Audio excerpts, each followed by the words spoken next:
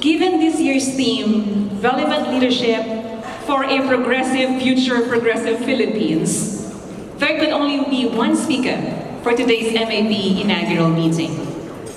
Our guest speaker continues to devote a significant portion of his personal and professional time to push for a more meaningful and relevant way of doing business. He and the organizations that he leads or is a part of have been and continue to be recognized for many achievements along this front. To illustrate, he is the first and only Filipino to have been recognized by the United Nations as a Sustainable Development Goals pioneer for sustainable business strategy and operations. He is also the first Filipino to be invited to become a steering committee member and steward of the Council for Inclusive Capitalism, which he has helped expand here in the country. This was actually under the Vatican and the Pope. His leadership was also a major factor for the Ayala Group being invited, once again, as the only Filipino company so far to be a member of the World Business Council for Inclusive Development and the Business Commission to tackle inequality. But beyond these milestones, many believe that the most impressive about the guest speaker, and guess what, is the immeasurable value that he brings to the organizations that he is a part of. He was able to help create this culture of purposeful work, one that puts the needs and dreams of people first, then using business as a platform for solutions. We should look forward, I am looking forward, to learning more from him today. Ladies and gentlemen, let us all welcome our guest speaker, the chair of the Ayala Corporation and the MAP Management Person of the year 2006, Mr. Jaime Augusto Zobel de Ayala.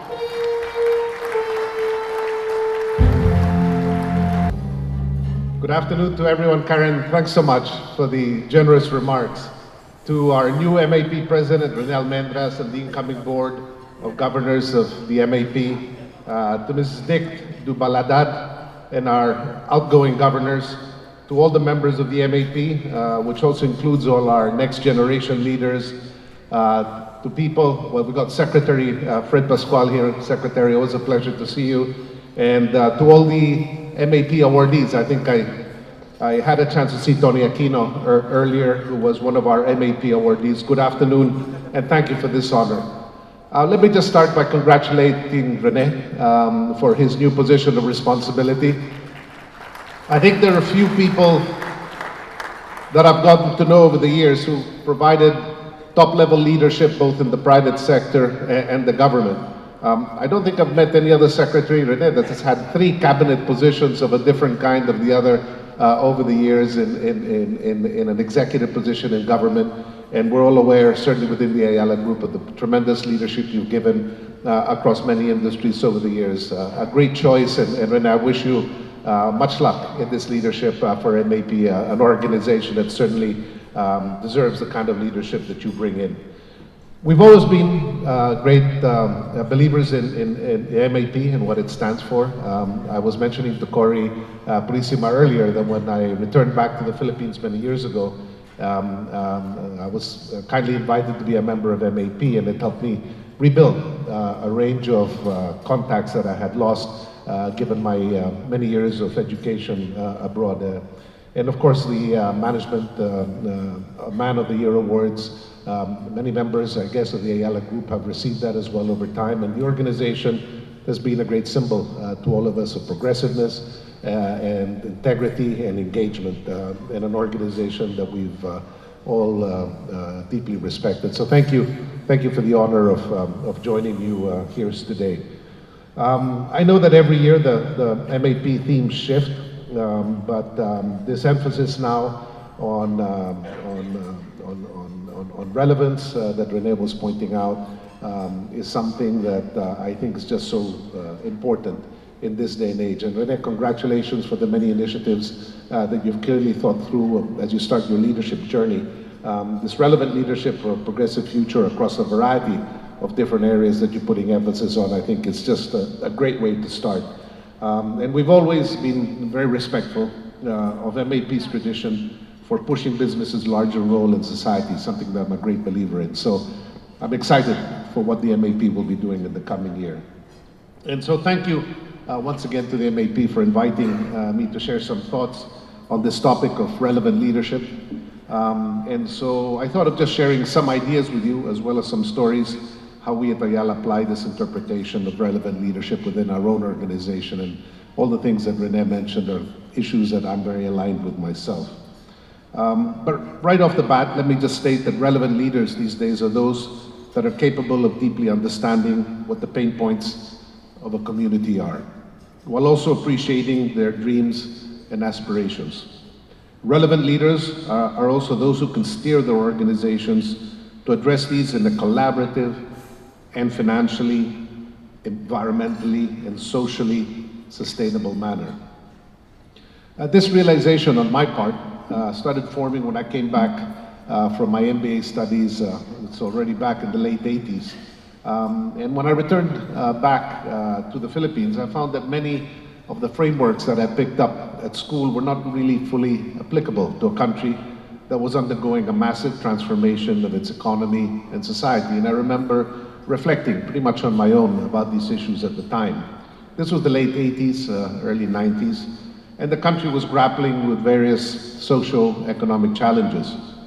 However, the idea of a private sector playing a more active role in development started to take root in my mind. This would eventually become a pillar of the country's development through liberalization and public-private partnerships. From then, I started a practice that would eventually be a template to how I structured my professional and personal engagements. I devoted at that very beginning, in the late 80s, about 20% of my time to civic philanthropic causes to better understand the country's pain points at the time, as well as build a network of like-minded peers committed to finding lasting solutions. So while my main job was obviously in the private sector in a for-profit organization, I decided very early on to get myself a little bit involved in the nonprofit side to have a feel for the development needs of the country. And fortunately, the Philippine business does not run short of committed individuals and institutions, and of course, the MAP is one of those institutions that I took great learnings from. This belief, though, in a business as a platform for good crystallized in my mind and eventually became a guiding philosophy of how my brother Fernando and I led Ayala when we took the reins of the company, and I do believe Bongkot Singh, the current CEO of Ayala, shares exactly the same thinking. These ideas were not fully alien to Ayala as an organization at the time, as aligning our business objectives to opportunities that address customer pain points and aspirations have long been a part of our company's 190-year history.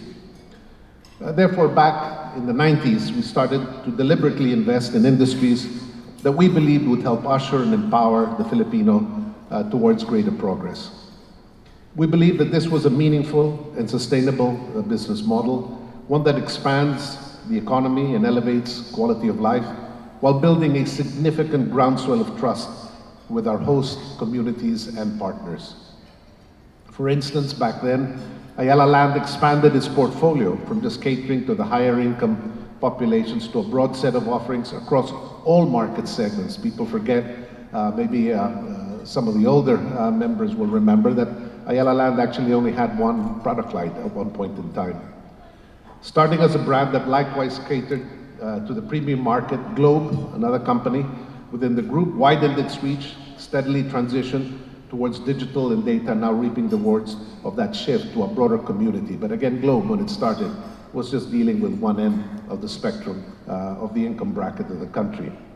BPI, for its part, began a gradual digital transformation as well, and financial inclusion campaign.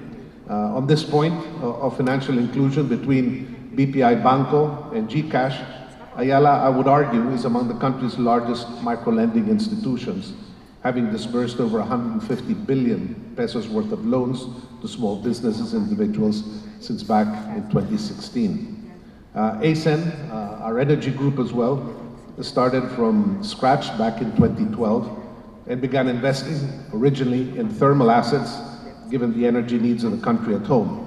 but it has since then pivoted towards more sustainable energy sources and is now one of the fastest growing renewables company in the region, remaining on track to reach 20 gigawatts of renewable capacity by 2030. So from then until now and towards the future, we see tremendous potential in the country. For 40 years since coming back to the Philippines, I have seen a growing Philippines, but a Philippines that needs to remain competitive with its neighbors. And I think that's the challenge that we all face today, and a challenge that individuals like Secretary Pascual have been working hard to try to achieve. I believe that if we all want to see a globally competitive Philippines in the next 40 years, the progressive future that we're all talking about, we need to have all institutions work hand in hand to build a strong platform for exponential growth and equitable progress. It's important to ensure that the economy grows in an exponential and equitable manner while our population also grows. I think a great mistake that people make is to just assume that a static growth number is enough. We have to remember that our country keeps growing in terms of population size. So on a per capita income per individual, we have to move ahead of the growth of our own population. And these are challenges that we must take into account. So to illustrate the scale of the challenge, the government aims to nearly triple income per capita now to $11,000 per capita by 2040, compared to just around the $3,950 per capita today. Even then, this is still a far cry from Singapore's 2022 per capita income, for example, of $82,807 per capita, or Indonesia's current $4,580 per head, even though they're a larger country.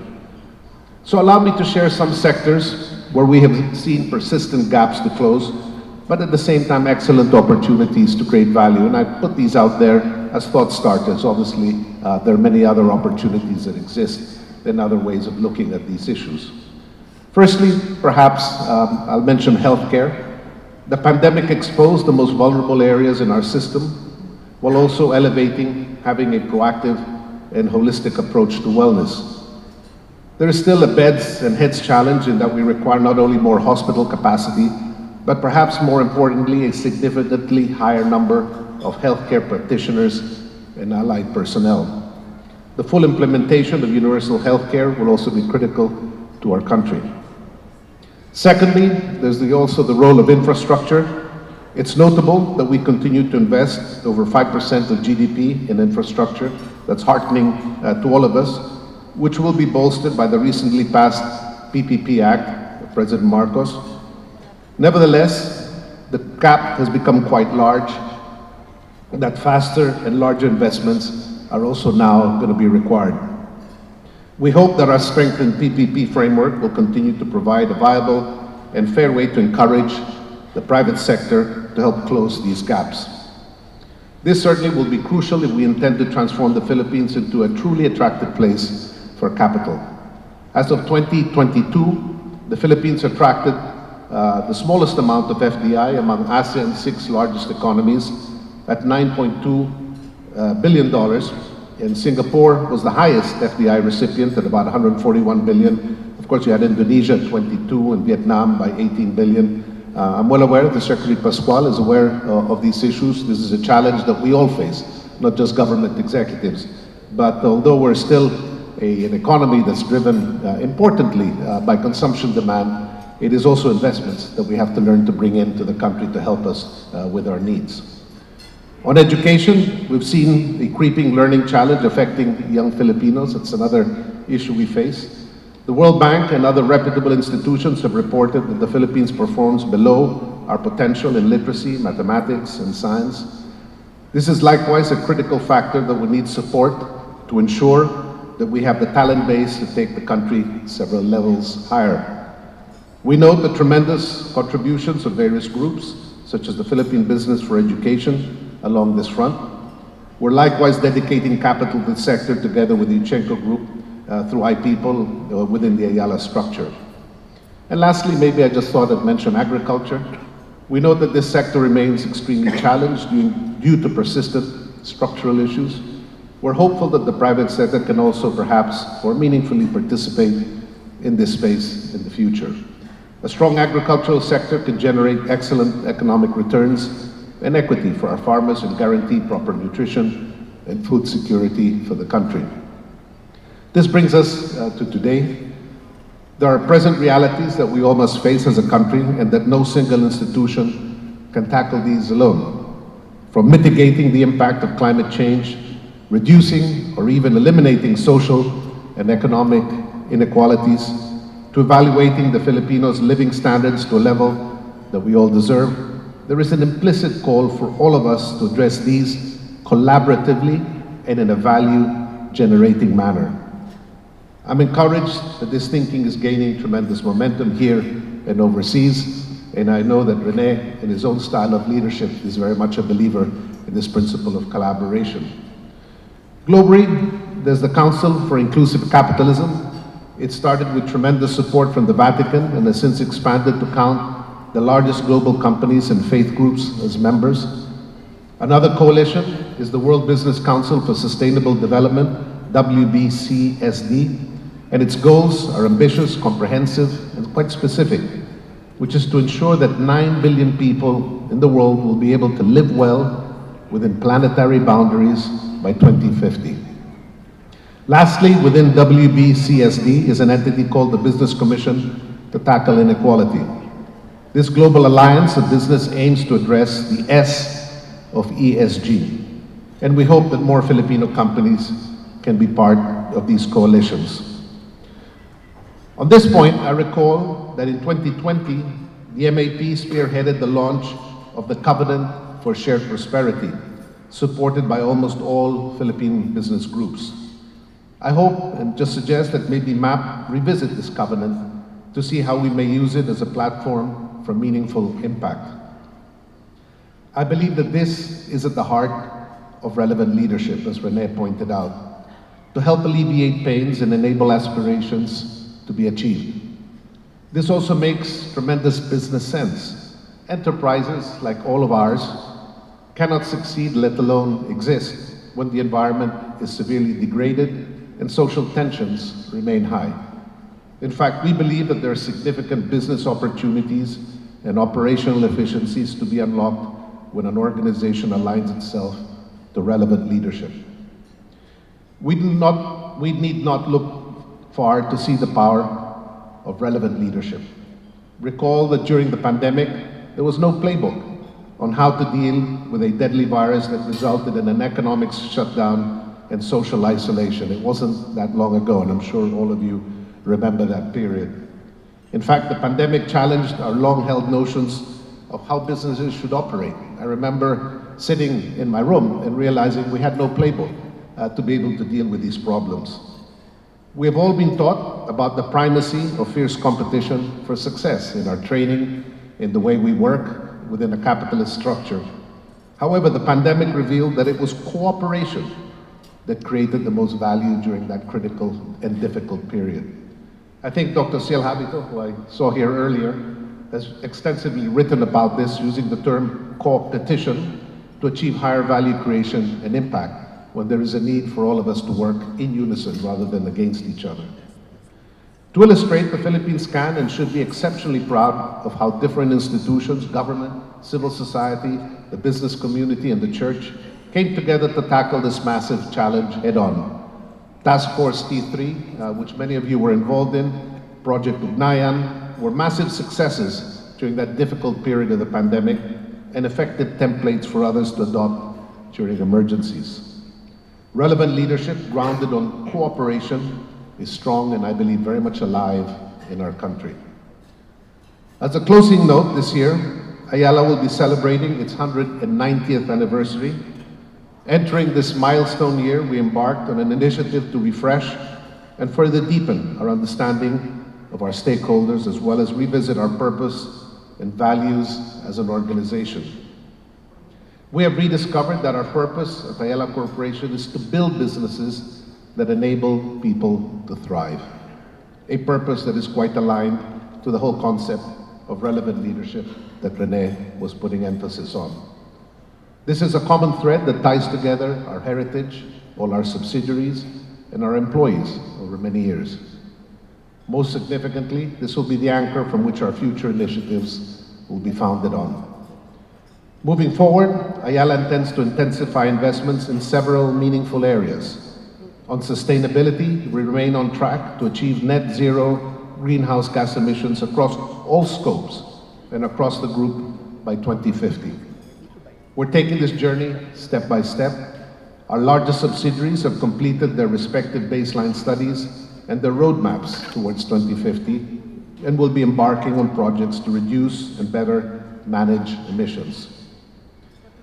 Aligned with our commitment to the BCTI, we're also developing a view on social impact and equity action, focusing on diversity, equity, and inclusion, principles that I think are also very much relevant to the MAP, and investing heavily in community and leadership development. All these will lead up what will be a comprehensive sustainability strategy, which we're excited to share with all of you soon. Our newest investments in healthcare and electricity mobility will continue to receive significant support also from the Ayala Group. We remain excited about the ability of these sectors to generate sustainable value, contribute meaningfully to enhancing the health and well-being of our population, and also to upgrade our transportation infrastructure to be relevant to the changing nature of this mobility space. We're grateful for the trust that we have received from our stakeholders and many host communities, our investors and our shareholders, and our friends and partners across Philippine business, especially, of course, from the MAP. Still a lot more to be done, and I look forward to reconnecting with all of you to see how we can resolve these persistent challenges that we all are here to help address in our own ways through the MAP. I hope we can work together towards building a more equitable and progressive Philippines, where all Filipinos are healthy, where all Filipinos are educated, and where they all are included. We can enjoy the benefits of a modern economy and an enhanced standards of living, hopefully and ultimately allow our countrymen to also be their best selves and thrive in the work that we all do in this association. But more than anything, thank you again for this opportunity. Rene, congratulations on your leadership and your new board. And all of us, myself included, remain very proud to be part of the history of the MAP and part of its heritage. So thank you again for this opportunity and wishing you all a great 2024 as it comes around. Thank you. PDA. It's not physical display of affection, but a leader should know the pains, the dreams and aspirations of your people and aim to alleviate pain and enable them to achieve their dreams and aspirations. So it was very, very wonderful. So now we have gotten into this part of the program where we can actually ask questions to Jaisa. There are microphones on the floor for use in asking your questions. Please wait to be acknowledged before you ask the question.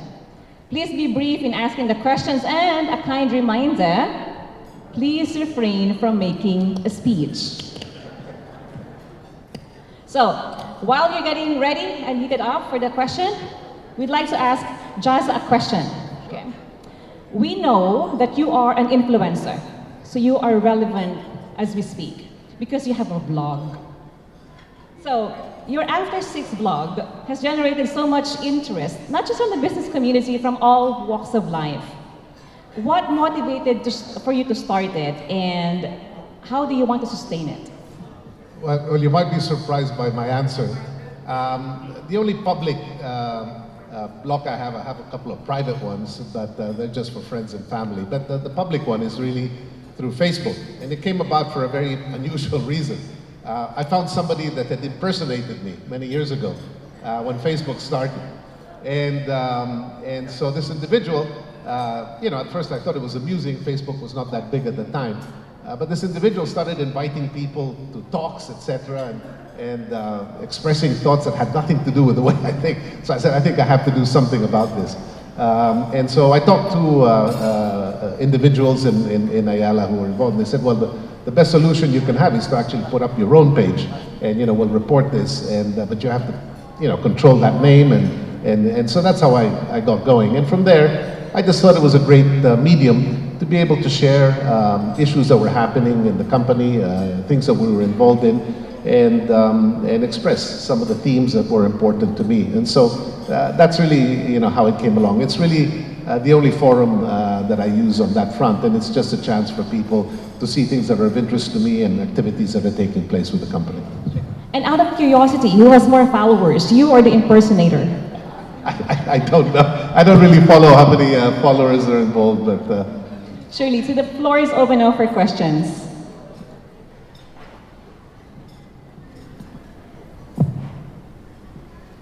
Okay, question over there. Good afternoon, Poch Baccaran is here. Having advised many groups in the Philippines on competitiveness, one of the outstanding issues is the Filipino culture. You were saying that businesses should now cooperate more than compete, which is against the major ethos of capitalism, but you have succeeded in doing so. What would you advise on the education part? Because lifelong learning is now the mantra of the whole world. You have invested recently in education, and I want to find out more about your thoughts on that matter. Filipino culture, how could we change it? Thank you very much.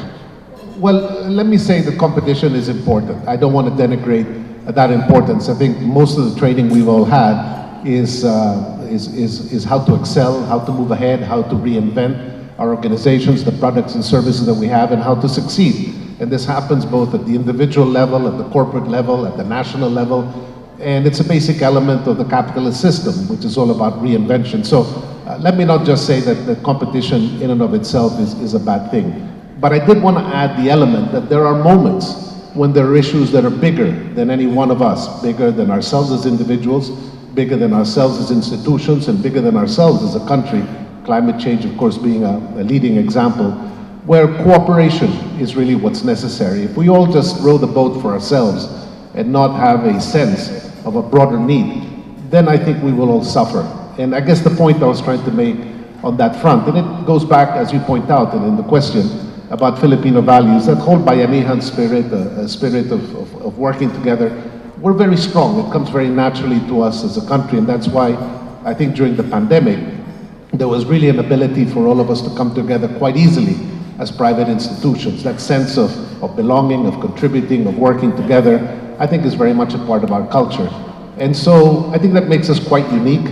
I think there are many countries that have been surprised, or I've heard anecdotally, at how well the Philippines was able to come together, both the public and the private sector, to work hand in hand in addressing a problem. Not all countries had an environment like that. So I think that's what I was referring to. And I do believe that if we take a page from that period of time, that pandemic, we're now faced with many issues that face us. Geopolitical issues, issues of the environment, issues of tensions between countries. And if this spirit of cooperation can become one more bigger element of the way we behave as business individuals, looking for ways of cooperating, and the MAP, of course, is a beautiful platform for that, then I think we can achieve a great deal more. I'm a great believer in the private sector being an instrument for finding solutions to problems through a for-profit structure. I believe the capitalist system is a superb system when used productively to address pain points in society. And if we can just find ways and be relevant, as Rene pointed out, to work hand in hand with each other on moments when the issues are bigger than all of us, then I think we can achieve the kind of combustion that is necessary to move a country forward. I mean, the question was very good in terms of Filipino culture. You mentioned good things, bayanihan, cooperation. Is there any Filipino culture that needs to be changed? Well, I'd like to just focus on the positive ones. I think we are, as a nation, I'm always surprised that, well, I would say maybe in general, we're not the most rigorous in forward planning. And in general, as a culture, I'm not saying anything in specific. We generally tend to be more reactive than planners, but we're especially good in moments of crisis in coming together as individuals and communities.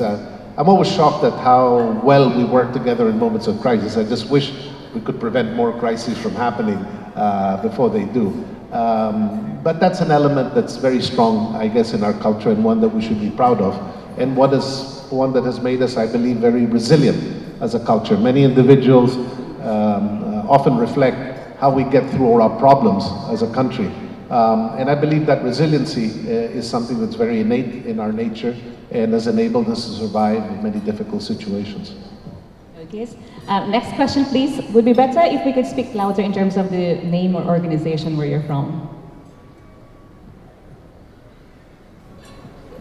So while waiting for the next question, one of the big things in MAP is the next gen. We have definitely increased the number of the younger leaders in the organization. The question always is, how do you bridge the gap between the senior leadership and the Gen Z? Well, there are many methods of doing that, but let me say up front that all of us have a responsibility of passing the baton on. The organizations that we represent, the institutions like MAP, are important institutions, but they remain important and relevant only if they have longevity. So all of us here, I think, in this room have a responsibility to bring in younger individuals and align them to the kind of values that the MAP represents. That should be a responsibility and a commitment we all have, laying the foundations for the next group of leaders.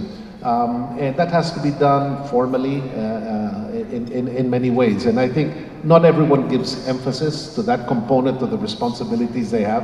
And whether you belong to an institution like the MAP or to a company that you represent here or to an association, I think all of us have to take on that responsibility that we have to allow that institution to move on from the position it is now. And that involves getting younger people involved, because obviously not the same people will provide leadership. Plus, younger people also give a whole new way of looking at things, a new perspective.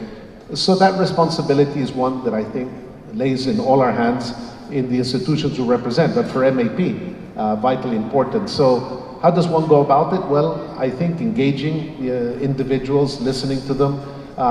One is constantly surprised about how thinking has changed one generation to another, or how people are looking at ideas in new ways. I think finding a forum, finding a mechanism for an exchange of ideas between the wisdom of some of those that have been around for a while and some of the new, more relevant ideas that young people have, and finding a bridge between those should be a challenge MAP puts on itself. And it'll create, I think, an exciting dynamic within your own organization.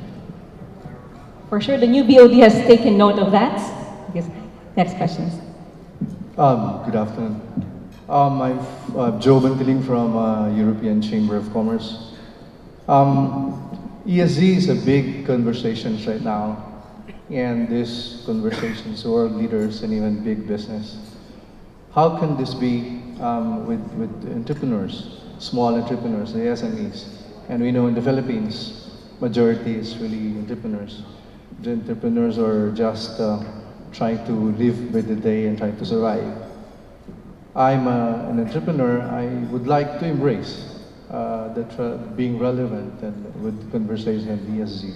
How can we engage? What would you do to rally us, the SMEs, to join you with this call on the ESG? Well, I think you're perfectly correct in that SMEs are a cornerstone of the foundation of the country. I think there's been a lot of emphasis put on the role of SMEs. A good friend, Joey Concepcion, for example, has done a great job, I believe, in building engagement, I guess, across the SME sector in that sense.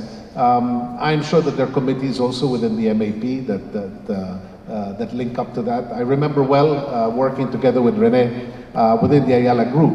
We realized that aside from the corporation itself and our businesses, that we were actually a company that also had a large flow of SMEs that supported our group. They were partners in our undertaking, and we decided to recognize them. And so within the Ayala group, we decided to start hosting gatherings that involved all the SMEs that supported our group, everyone from suppliers to tenants and build on that ecosystem. So that's one example of how we, within the group, began to recognize the importance of that community and integrate them a little bit into the services we could provide, the learnings, and have a common aspiration together. That's one way maybe to recognize it. We sort of took it a little bit more seriously a little later, I guess, in our history, but we realized it was an important community. So perhaps for the MAP, there can be a recognition that size is not always important. Everybody has a role to play in the ecosystem of our business community. But thank you. Thanks for the point. And Joe, we also have here, we're fortunate to have here as well, former MEP President and DTS Secretary Fred Pascual, who's one of the core pillars actually helping SMEs, and the team is in here. So next question, please. Good afternoon. Thank you very much, Sir Jasa, for sharing your inspiring thoughts. Mike Makatangay, 1A Teams Consultants. It's a challenge for the Philippines to stay competitive in competing against our neighbor ASEAN countries. What do you think the Philippines should do to be able to really compete and eventually surpass and become a major player in our ASEAN region? Thank you. Well, that's a very broad question, and like I said, that's a complex answer. I don't think there are any easy solutions. I know individuals like Secretary Fred Pascual are doing their role within the DTI umbrella, but there are many components of government that are vital. But I have to say, if I'm going to emphasize one, the one area that's always been important to me at a personal level, and we've decided to put capital behind it in the Ayala Group, is the whole field of education. I'm shocked at the changes taking place globally in the way we work, the way we think, the tools we have from technology now. And if you're an individual who has not had the framework to be able to access this information, process it, and use it productively for the betterment, I guess, of society, then we will be left behind.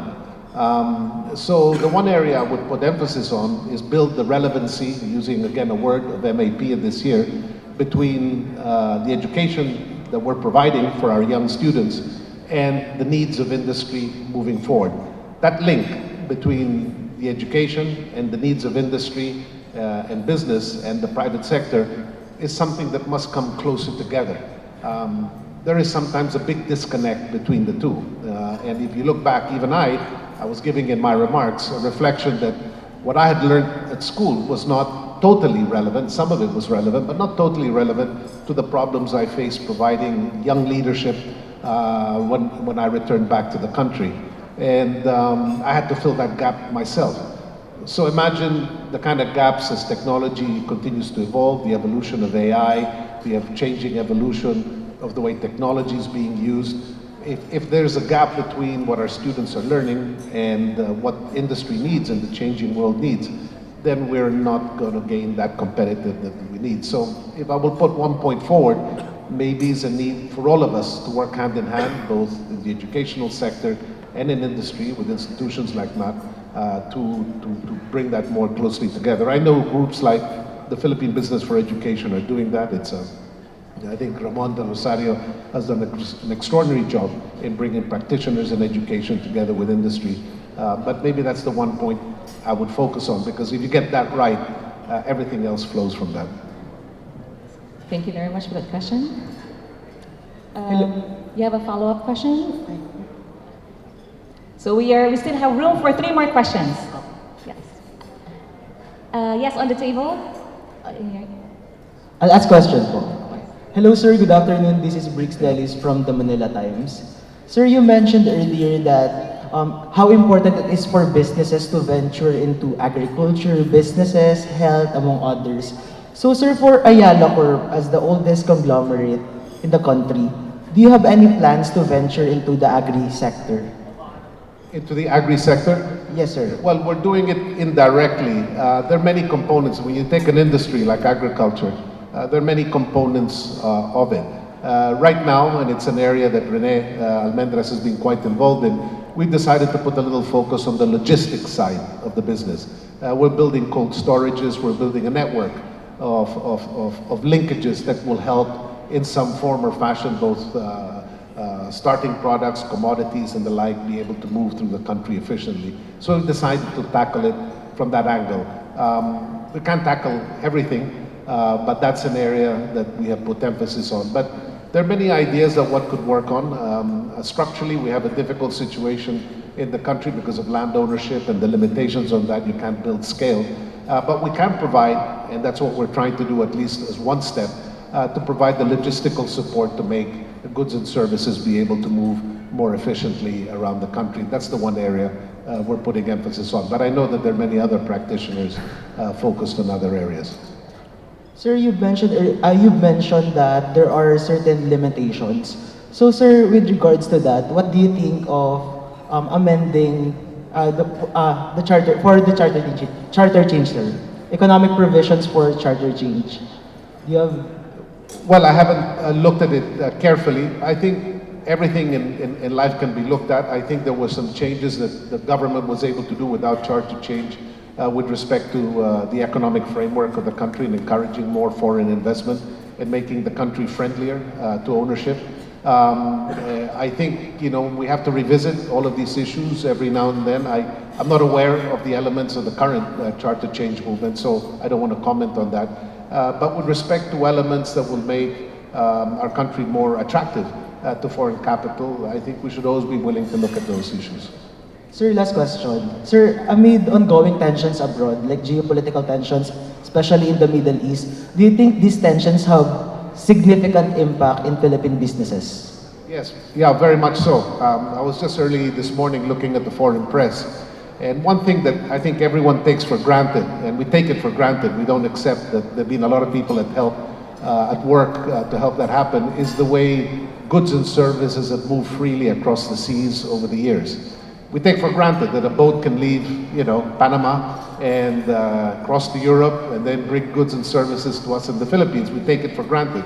But there have been institutions in countries like the United States that provided safety for the movement of those goods and services over the years. Not only the US, but a system, a global system. I think right now that's a little bit under fire, particularly in the Middle East. Goods have had to take a different route, mainly across the southern port of Africa, rather than go through the Suez Canal because of tensions that have existed in the Middle East.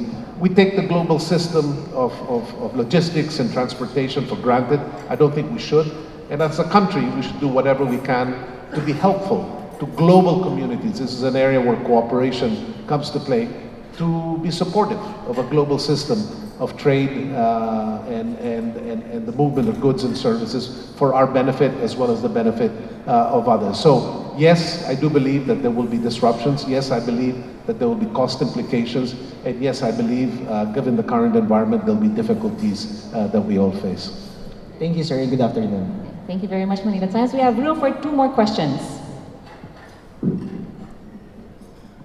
Good afternoon. Yes, sir. Yeah. Yes. I'm Ed Amistad, an entrepreneur. Mr. Jasa, one of the recurring problems of the country is disaster preparedness.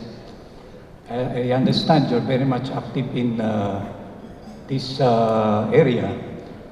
Is there a role for MAP to play in disaster preparedness for the country? Thank you. Yeah, no, very much so. I think disaster preparedness is something that is part of a focus on resiliency. We formed a group of like-minded individuals.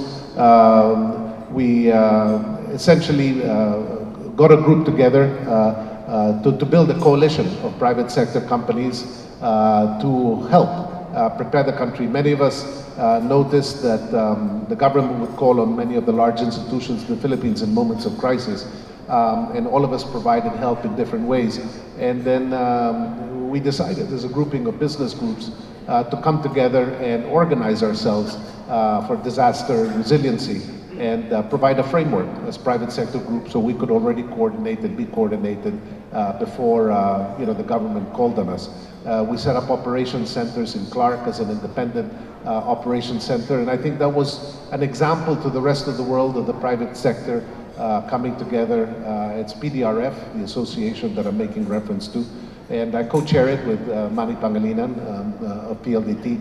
And we were able to get a lot of engagement from the private sector to organize ourselves so that in moments of disaster, we were already organized and could work together with government through one touch point.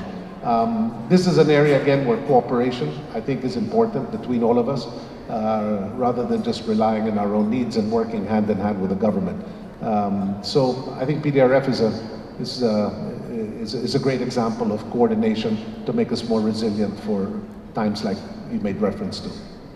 And I'm very happy to say that I was with Cory last month in Dubai for COP28, and we have personally witnessed how the Philippines, for the first time, is no longer just talking about how the Philippines is a victim of disaster, but actually a solution provider for climate change, because ASEAN, as part of the Ayala Group, is actually the first in the world to actually complete the energy transition mechanism. It's actually the first in the world, and we were given the main stage in United Nations COP28.